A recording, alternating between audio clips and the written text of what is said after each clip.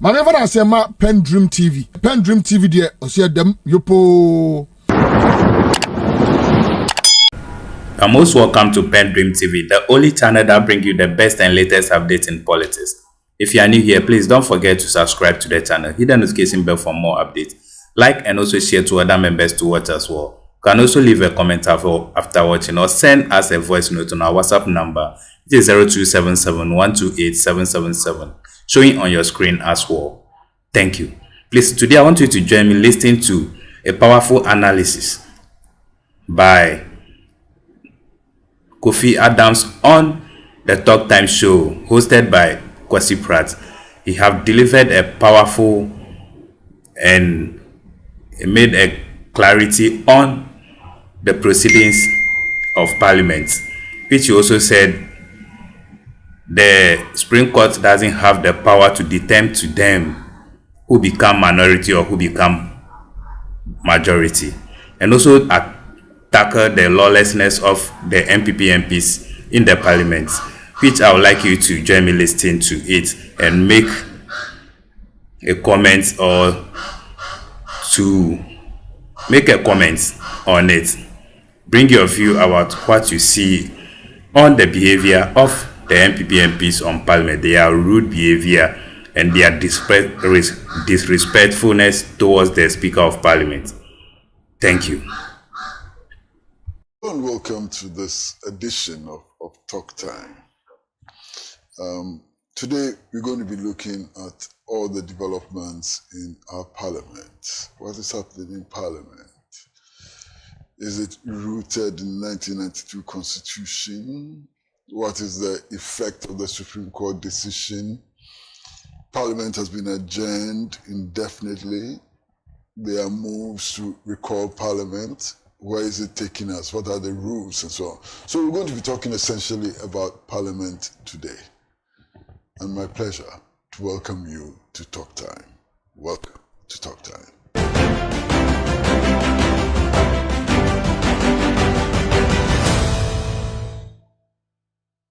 Hello, welcome back to Talk Time. And today we are talking Parliament.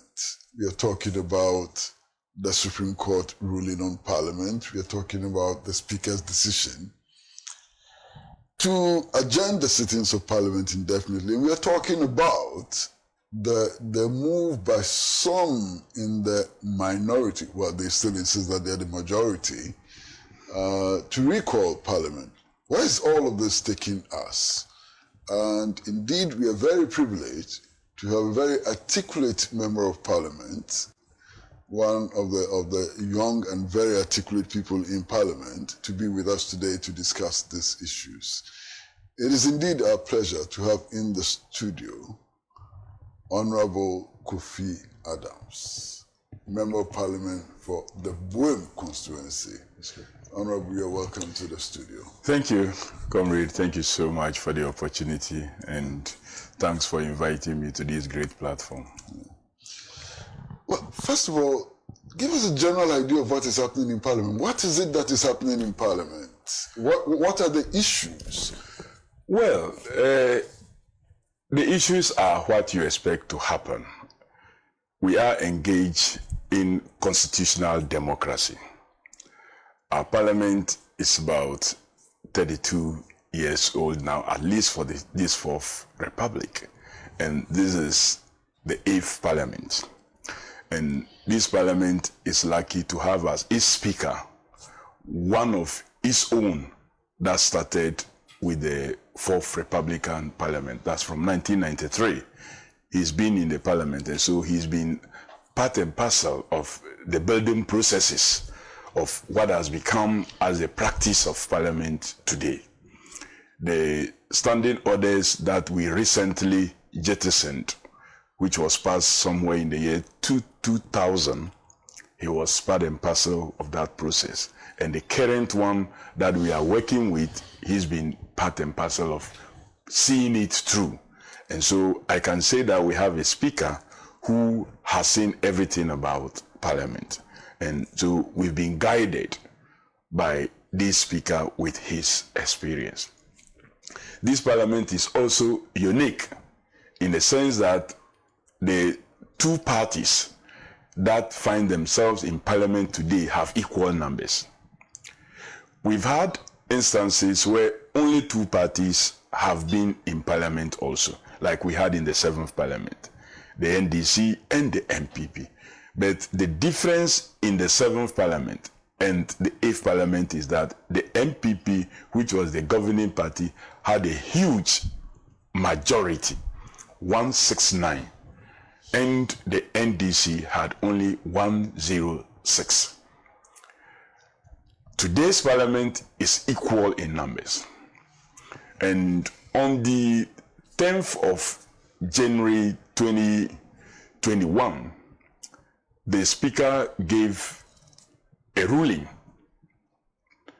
which gave the NPP side of Parliament and described them as majority group, because he could not have described them as majority caucus, because they were not, if you use the term caucus, they could not be described as majority, because our standing orders defines what a caucus is.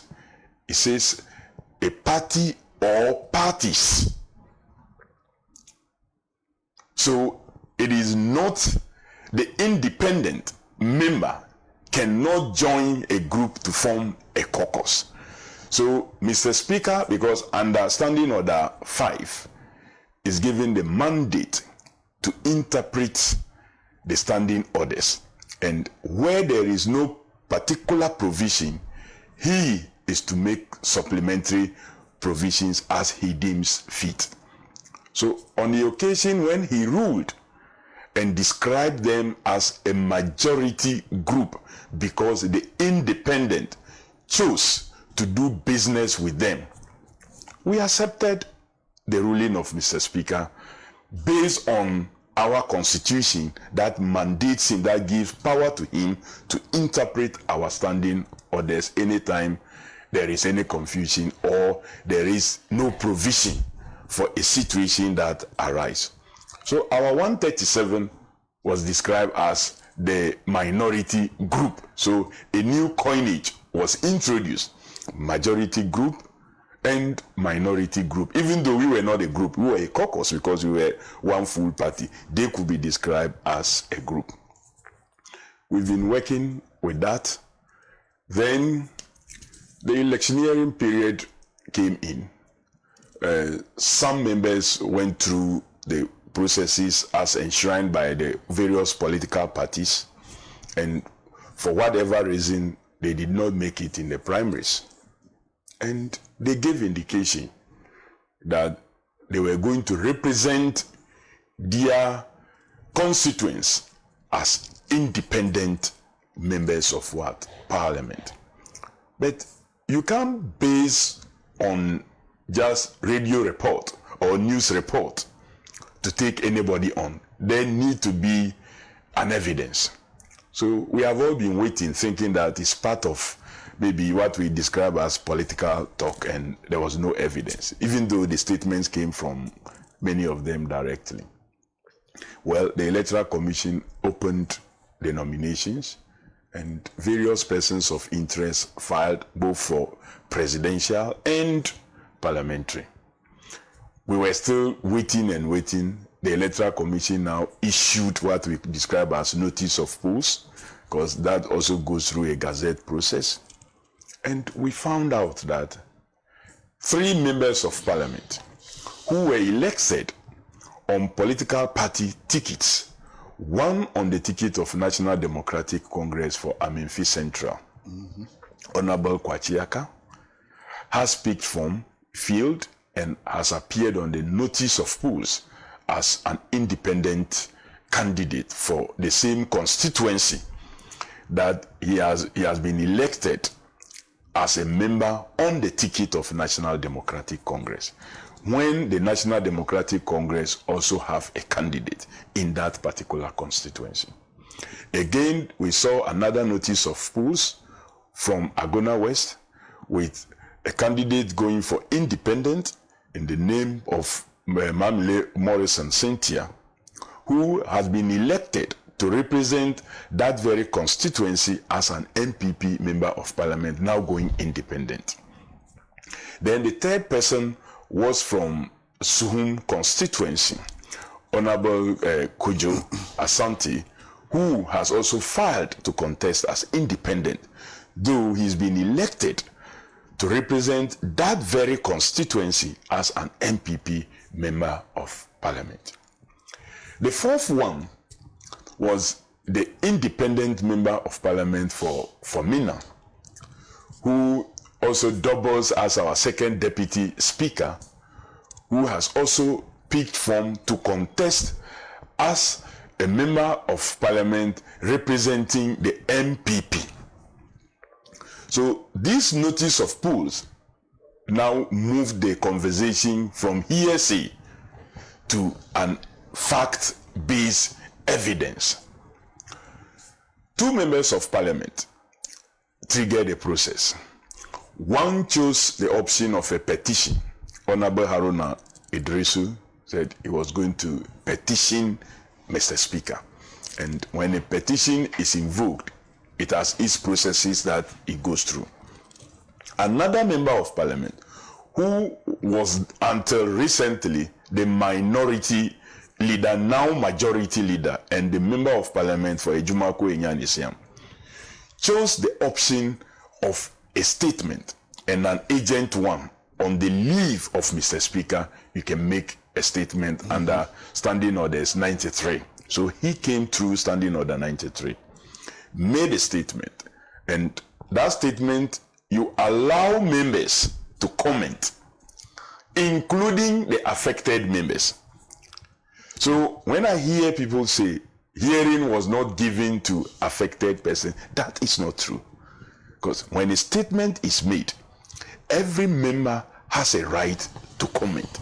Indeed, when a statement affects you and you have commented on it, and in the course of somebody's comment, he makes a comment that affects you directly, with the leave of Mr. Speaker, you can be given opportunity to even come back, even though our standing orders do not allow double contribution to a statement. But if it affects you and concerns you directly, and you are on your feet, and you convince Mr. Speaker, you are given the opportunity to speak. But all these four members, because they knew what it is that they have done, and they know the constitutional ramification and implications, themselves chose not to be present or even not to comment on the statement. But many other persons commented on the statement. And Mr. Speaker listened to all the comments and gave indication that he was going to read thoroughly and come out with his reasoned judgment, in other words, decision on the statement. We have also adopted a system that we put in place now, declaring Thursdays as decision days. So there are days when we set aside for all matters that have transpired in the week to be decided upon. So on Thursday the 17th, Mr. Speaker came and, having gone through all the processes, delivered his decision on the statement made by the then minority leader on the 15th of October. And to his clear understanding and explanation, those four members of parliament, based on the notice of polls and based on the constitutional provisions, Article 97, 1, G and H, have lost their status as members of parliament. So Mr. Speaker went ahead and so declared the seats as vacant. And Can we go back to January 10th, 2021? Yeah. Why should we always look at parliament as majority versus minority? Is it necessary? Well, from what we inherited, the majority side seats to the right of Mr. Speaker. And the minority side sits to the left. And so, in terms of sitting, there must be a definition as to who is majority and who is minority. Even when there's no majority. Well, even when there is, there must be understanding. There must be some understanding. Well, it is possible to have a situation where there's no majority. That's true. That's true. As in this case. As in this case. So why should people necessarily sit on majority and minority sides when there's no majority, strictly speaking? So that is why the standing orders made some provision for Mr. Speaker to give direction where there is no provision for a situation that arises. So on this occasion, the very speaker that venom is being poured on today chose to add the independent who gave indication about his desire to cooperate with the NPP side as adding him and introducing a new terminology, a majority group. It could have been contested. But strictly speaking, yes, if you look at Article 97 G or H. Yeah, 1G, 1H. 1H. Yeah. The independent could not have declared to work with NPP. It's an infraction of the Constitution. That you are right to a very large extent that because he came in as independent, and therefore he should keep his independent status for the entire 4-year period. Exactly. And you could vote along with them anytime they are voting that maybe you are independent, but on this issue you agree with them. Yes. And you are right to agree with them on every issue. Yes. As independent, but not to declare. So that was why Mr. Speaker was smart not to describe them as a majority caucus. Wouldn't the Speaker have been smarter if the standing orders had been changed to suit a situation where there's no majority and where there's no minority? Well, now with the new standing orders, something like that have been done, but it's still not clear. So when we were even considering these new standing orders, I raised that issue based on the decision of Mr. Speaker of this majority group and the minority group definition, and indicated that if you look at the interpretation column of the standing orders, we have not made provision for a description of a side as a group. What we still have is majority caucus and minority caucus, but now we have introduced independent caucus, where if we have a minimum of 7 independent members, they can constitute an independent caucus. But if you have less than that, it means they may have to kind of affiliate. But if they are going to affiliate, the standing orders still did not make provision for the group description, even the current one. But the current standing orders... Why can't 2 independent MPs form an independent caucus? Well, it's our practice and procedure says you must be a minimum of 7. That's what it says, that a minimum of 7. So we must get at least 7 or more to have an independent caucus, and that is what we have approved. And the Constitution, Article 110, gives us that mandate to develop our standing orders, which we have done, and that is what is in it. And we didn't have a contest. We had one independent member. I thought that he should have fought that no, the 7 is too high, and that room should be created for even one to stand alone. And that it is because there was no such provision. That was why I have to even join one of the groups. But we didn't get that fight from the independent. If we didn't have an independent at all, I would have said, well, there was no independent member to fight for independent. And because for us, the political party reps. We don't want a situation of encouraging party members leaving and going to contest independence. So I will not be the one who will be fighting to create room for people to go independent and come and form caucuses easily in parliament. So maybe the political parties, we were selfish.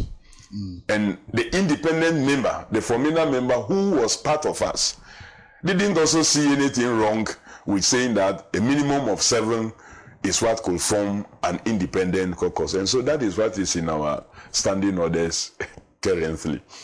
But Honorable, beyond the Speaker, is there any other authority which can declare a seat in Parliament vacant? Yeah, beyond, there is a provision in the Constitution, 92 Constitution, Article 99, that gives also some power to a high court. They can also declare seats vacant, or they are given the mandate to determine whether a member of parliament was validly elected. Is the high court. So matters of parliamentary elections are determined by the high court, except that the decision of the high court can be appealed all the way to the highest court. But you commence that process only at the high court. So Article 99 makes provision for a high court to determine whether a member of parliament was validly elected, or upon any other occurrence after the person was validly elected, his seat could be declared as what? Vacant. But you have Article 97, 1 and 2, which also deals with tenure of a member. And in Article 97 are defined when a member's tenure could be terminated. Either that member gets elected as a speaker, like Speaker Jaho. Speaker Jaho was elected as a member of parliament before he got elected as a speaker. So on that occasion, he has to vacate his seat as a member of parliament. So he was elected. You can't be a member of parliament and still be the speaker of the house. So if you get elected as speaker, you have to vacate your seat. If you cross carpet, like in the case that have happened to these 3 members, you have to also vacate your seat. If you were elected independent and you join a political party, you have to vacate your seat. If you resign, you have to vacate your seat. So there are instances that could bring your tenure to an end, is found in 97.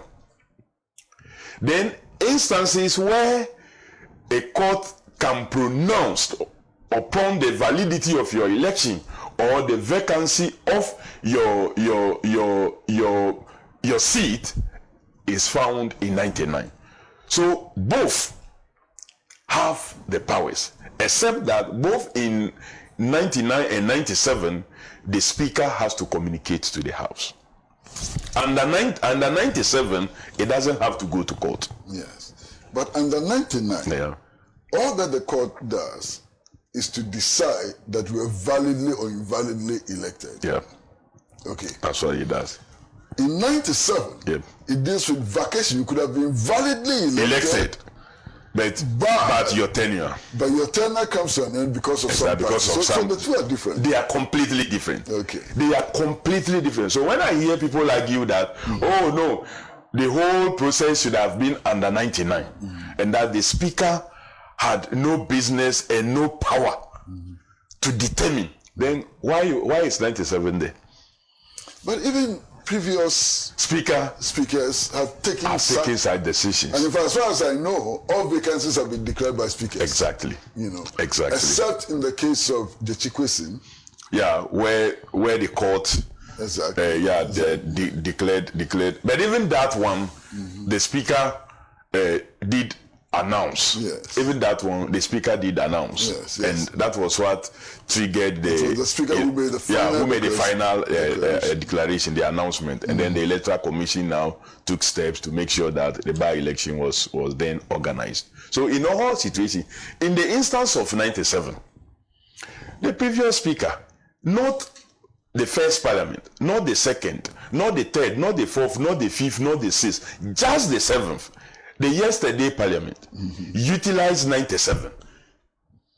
Utilized 97G. In the case of Formina. In the case of Formina. Yeah. The same Formina today that is also suffering under age. Yeah. Just the yesterday parliament, the speaker Michael Quay utilized 97. And the very people who are so unhappy today were so happy and celebrated it, because then it didn't affect their status as a group. There's something very interesting about Article 99 of the Constitution, okay, which vests the power to determine the validity of the election of a member of parliament. Yeah. Okay. Now, if you read Article 99 carefully, it says that if you are aggrieved by the decision of the court, of the High Court, you can appeal to the Court of Appeal. Supreme Court is not mentioned. It's not mentioned. And in fact, there's a Supreme Court decision which says that the Supreme Court is stopped from making declarations about validity of elections and so on. Parliamentary elections. Elections.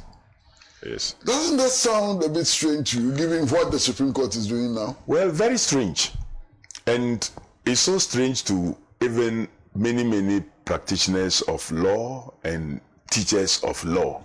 So right now, they are even wondering what they should be teaching their students, because this Supreme Court is creating very serious problems for them.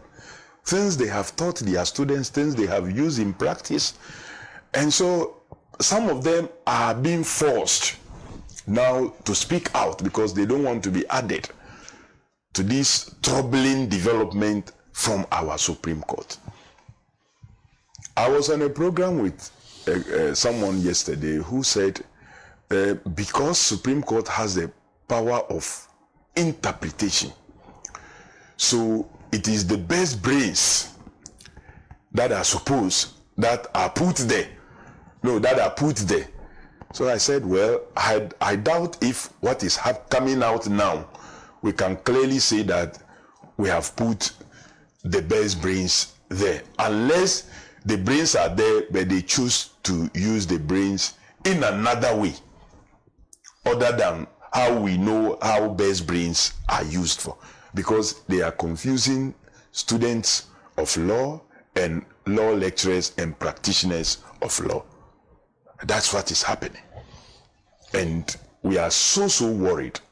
And no wonder one of the former Chief Justices has made a statement that I read online, that our Supreme Court, the level of predictability of our Supreme Court today is almost 100%.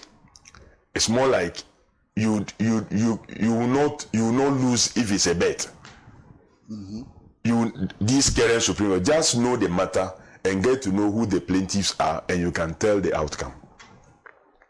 And that is dangerous for our democracy, and it's dangerous for building our law, and nobody will be happy about what it is that the Supreme Court is currently engaged in. It's bad for us, and it's not the way to go. Well, viewers, this is Talk Time, and we are in a conversation with the Honorable Kofi Adams on developments in Parliament. We have to take a short break, and when we come back from the break, I'd like to pick his mind on what really is the decision of the Supreme Court. Well, there's a lot of confusion about the Supreme Court decision. What really is the decision of the Supreme Court? So, short break.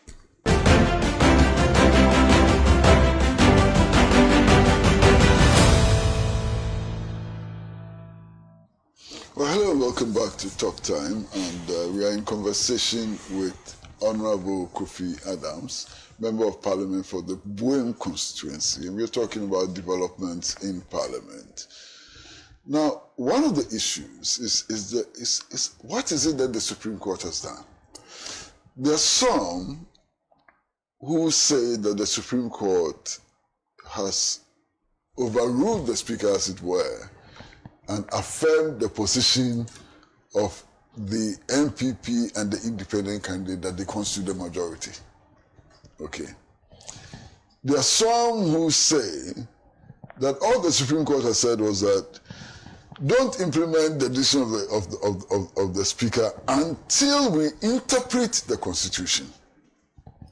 So in that sense, the Supreme Court is not saying that the Speaker is right or wrong. It's just saying that wait until we make a determination. You know.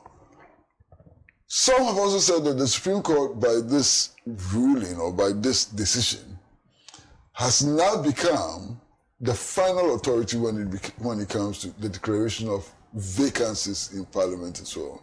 What do you make of all of these? Well, first and foremost, nowhere in our Constitution is Supreme Court given the powers to determine the vacancy or otherwise in Parliament. They do not have those powers and cannot claim to have them. The Supreme Court have the power of interpretation, and that at all times, when a matter of interpretation occurs, if a high court is dealing with a matter or an appeals court is dealing with a matter, they must stay the process and refer the interpretation aspect to the Supreme Court. And when the Supreme Court gives their interpretation, the lower court will now proceed and apply the interpretation so given by the Supreme Court.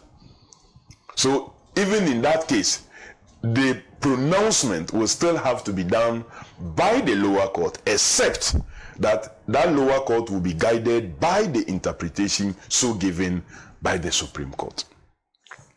On this occasion, the Supreme Court has not made any declaration. The Supreme Court was only speaking to the fact that, like you said, they should stay the implementation. But what implementation was actually to be stayed? Because what the Speaker was supposed to do, he has already done it. He has finished. He has declared those seats vacant. He has done it. So there is nothing for the Speaker to stay. And that was why when the Speaker, on the 22nd, when he came, he said a process has been served on him as a result of an action taken by Honorable Alexander Afenyo Markin before the Supreme Court. He's observed that we have numbers to be able to do business. And if you look at Article 102, it says Parliament needs just 1/3 of all our members to do business. That we have the numbers to do business. But Article 104 talks about more than half to take decisions. And from his observation and the knowledge that he has, we do not have the numbers to take decisions. Because Mr. Speaker knows that on the 17th, his ruling was a decision of the House. And if any action has to be taken, it is another decision of the House that can change the decision of the House. Change or affirm. Or affirm, yeah. Change or affirm. Thank you very much. So it is another decision that can either affirm the previous decision or change the previous decision. Not mere directives from anywhere outside of Parliament. So that was why the Speaker was clear that, considering the service and the need to take a decision, whether to affirm the 17th decision or change it, we did not have the numbers. And so he was moving to adjourn the House sine die. So as far as the Speaker is concerned, he himself, his understanding is that they are not orders like what he's done, the status quo reverse immediately. No. Otherwise, the speaker would not have been invoking the numbers for decision. The speaker spoke to numbers of decision because he knows that that decision will be the decision of the House. Why did you have the numbers? Well, in other words, why did the NPP side boycott the citizens? Well, the NPP side chose to be lawless on that day.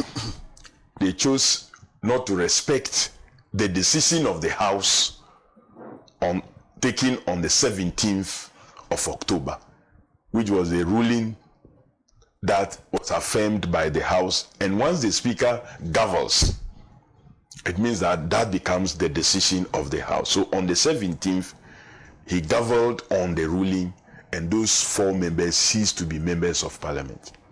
And the mathematics in terms of numbers came to 136 for the NDC, 135 for NPP. No independent, and 3 members who were party affiliated are no more members of what? Parliament. And in Parliament, we sit according to numbers. The party with the highest number, or parties in alliance, when they put themselves together and form they become the majority, and therefore will occupy the right side of Mr. Speaker. That's what the practice have always been. So based on the 17th October decision of the House, the NDC caucus now will have to move to the right of Mr. Speaker.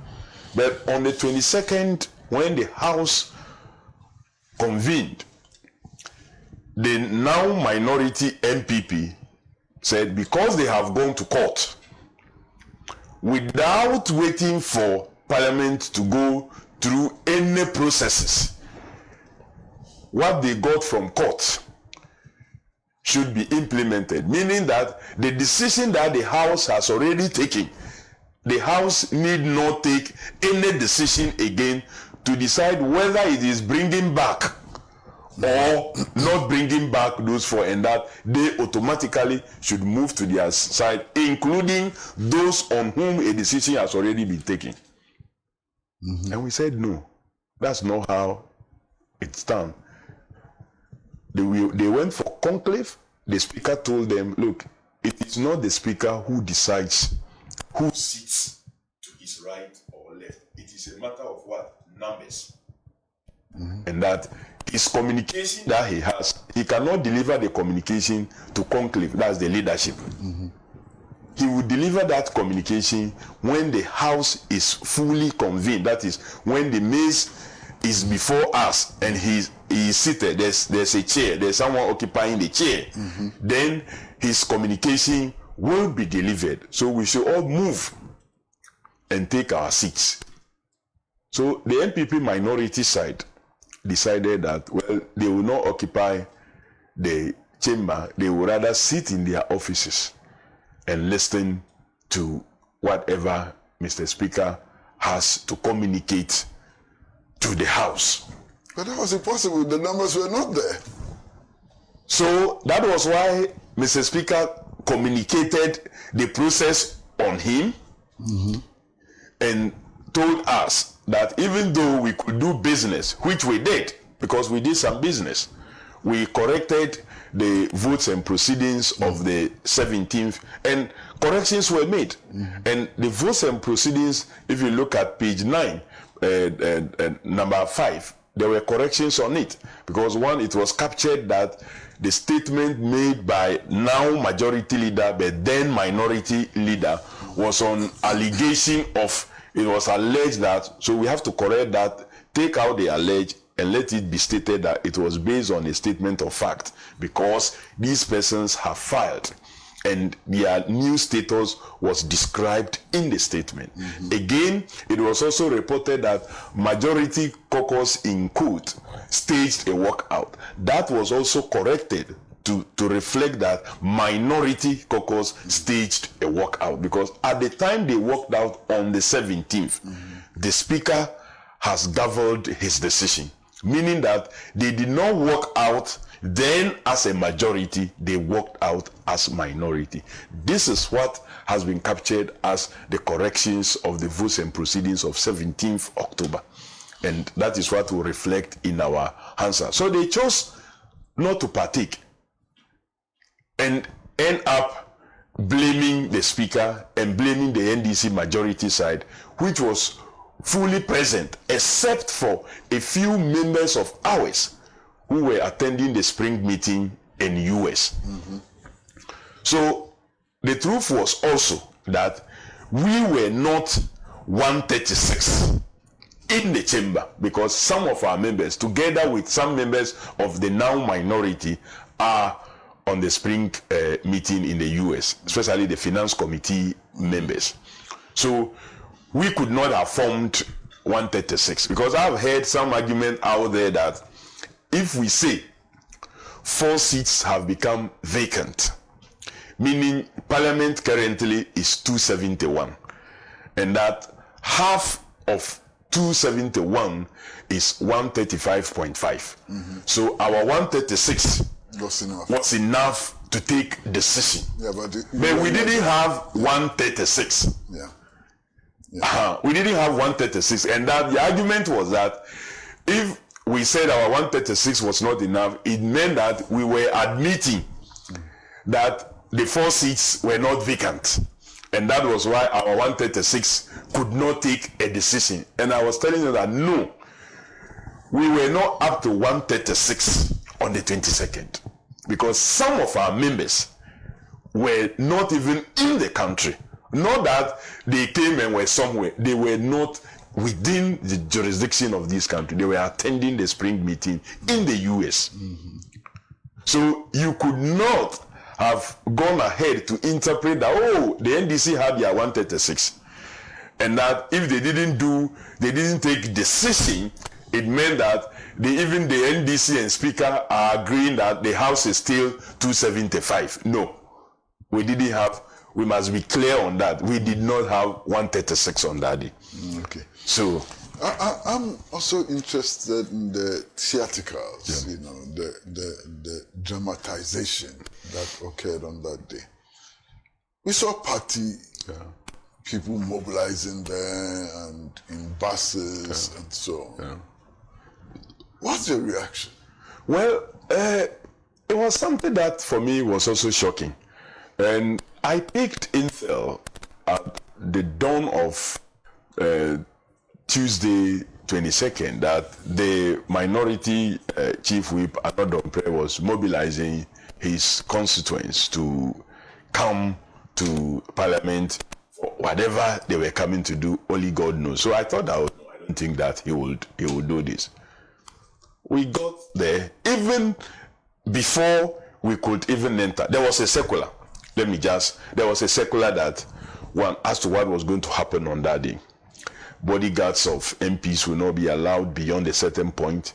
They have to drop off MPs at a certain point. Members of Parliament must wear their tags to be properly identified. They will go through screening, much more detailed screening before they enter.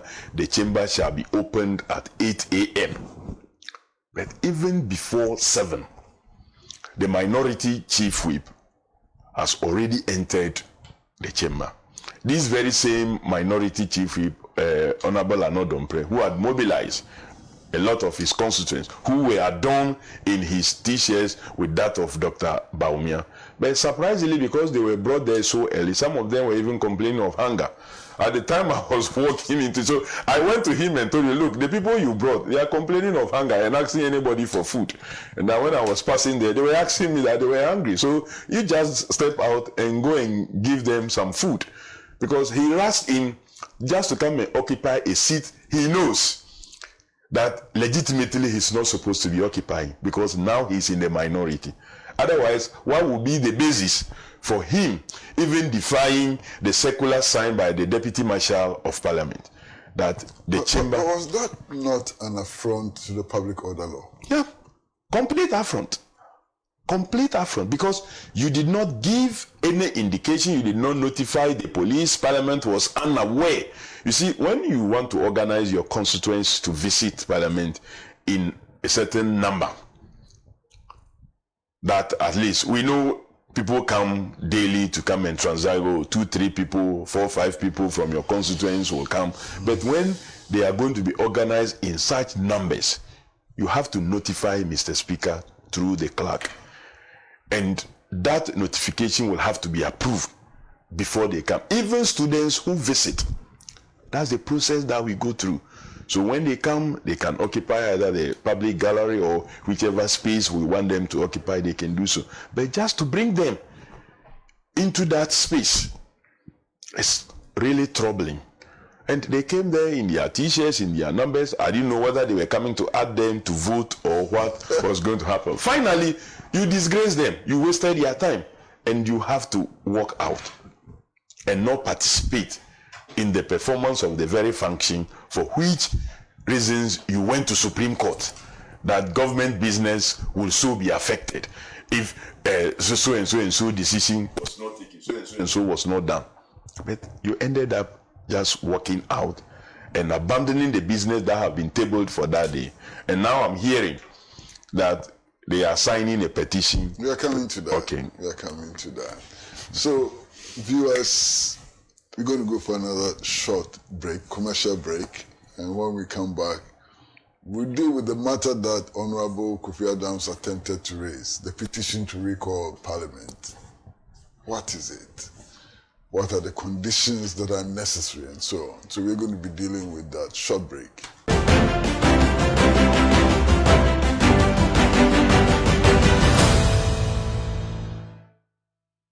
Well, hello, welcome back to Talk Time, and we are in a conversation with Honorable Kofi Adams, Member of Parliament for the Buim constituency. We are talking about developments in Parliament.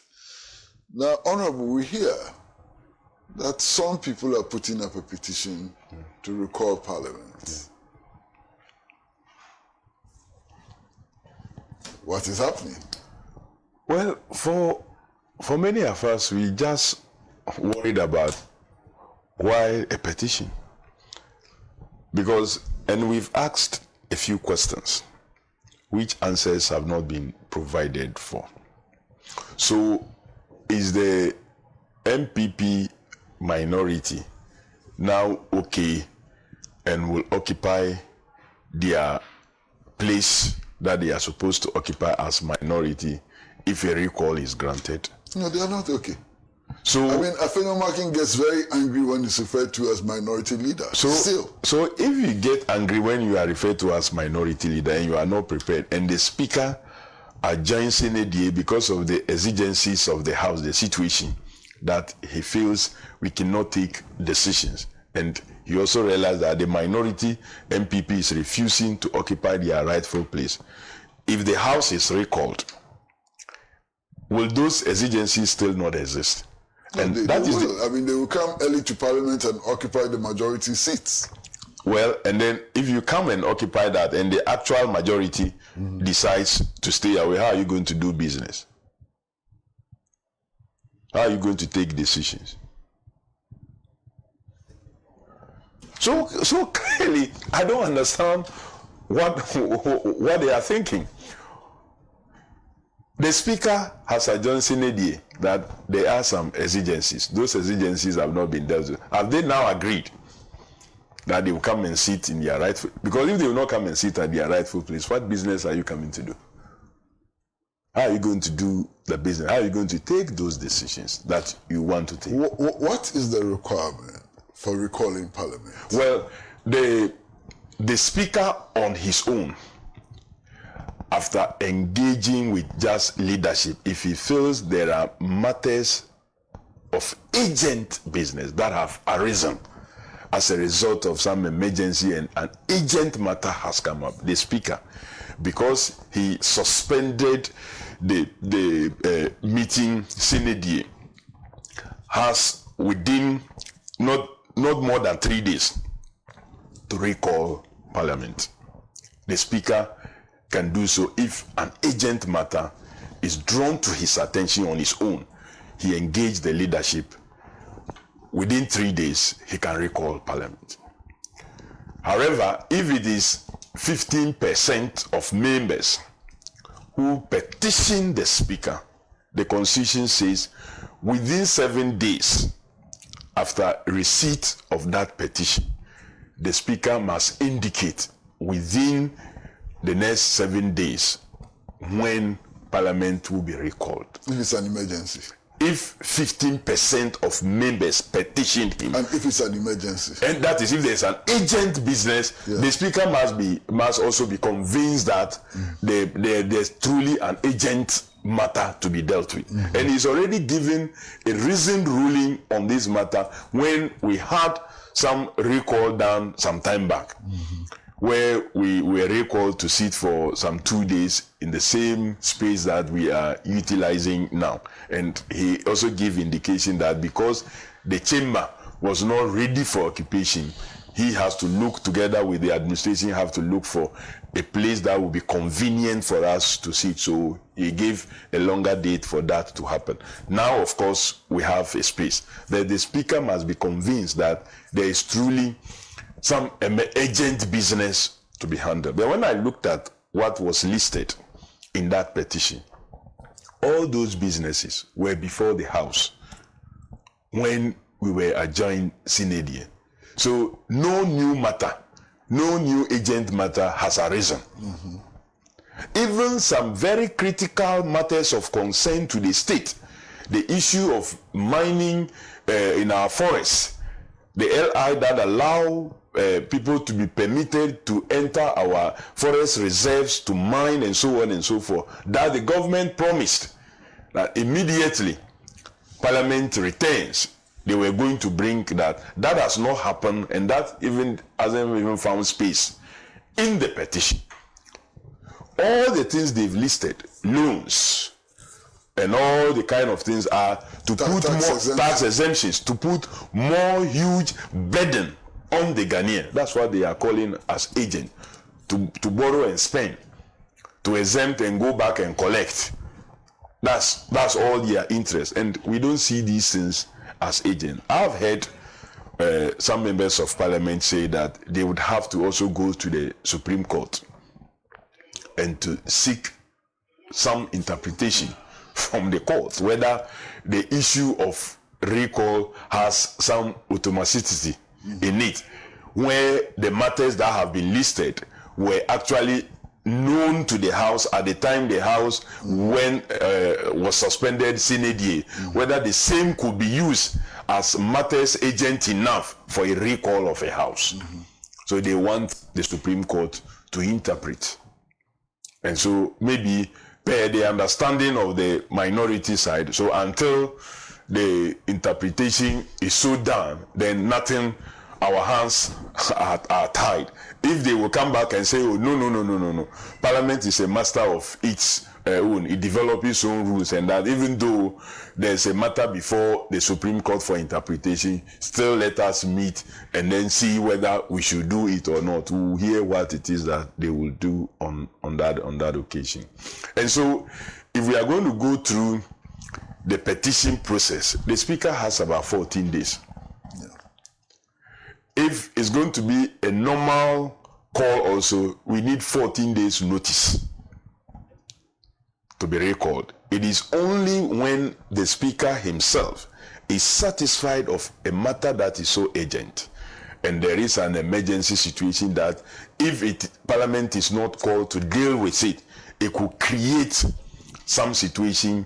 Like, for example, we know that in the last, per our rules, the appropriation is supposed to be passed for the ensuing year in the previous year. So, for example, the next year's 2025 appropriation is supposed to have been passed maybe this year. But because this is an election year and a new government will be taking over, you cannot do the appropriation in advance for the year this year.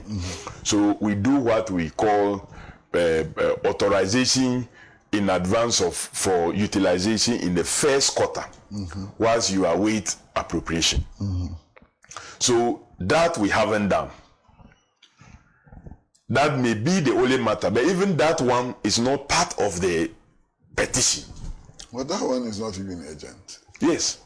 It's not, and it's a business that is through a resolution, and we can do a resolution just one day, and it's not agent. It can be done in it can be done in November. It can be done even around the 20th November. It can be done to up to 25th. We have up to end of November to do so. We have up to, so it's not an agent matter. It's not a matter that demands that we should be recalled almost immediately. I hope that the speaker doesn't give ear to. But, well, some have argued that his hands are tied by the provisions of the Constitution and the standing orders, that he has only 7 days after receipt to give indication within the next 7 days as to when to recall Parliament. Maybe, possibly, unless... But from the logic of the NPP MPs, even that is subject to interpretation by Supreme Court. By Supreme Court. So when the action is taken at the Supreme Court, then maybe their logic will have to apply here. When you allow so much illogic into your system, you end up suffering it. Honorable, thank you very much for coming to our studio. We are most grateful that you came. Thank you. We are hoping that in the future you will come a lot more, to help us understand what is happening from your perspective and so on. Thank you for the opportunity. Viewers, I hope that all of us have been able to learn a thing or two about the developments in Parliament. My advice to you is just to keep your dial on Pan-African television all the time, because we bring you the best in everything: news, current affairs, sports, everything. So keep your dial on Pan-African television until we meet again next week. It's been a pleasure talking to Honorable Kofi Adams, Member of Parliament for the Boem constituency. Bye-bye from all of us at Pan-African Television.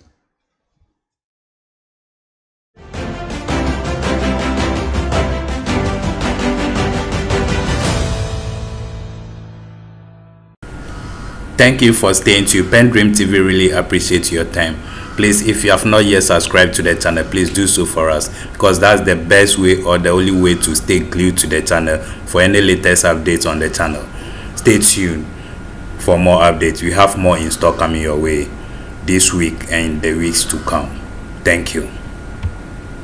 PENDREAM TV now, so far so good. Say open online portal e wo Ghana. Nipa share, nipa follow, nipa comment here. To my best of knowledge, without any biases, PENDREAM TV.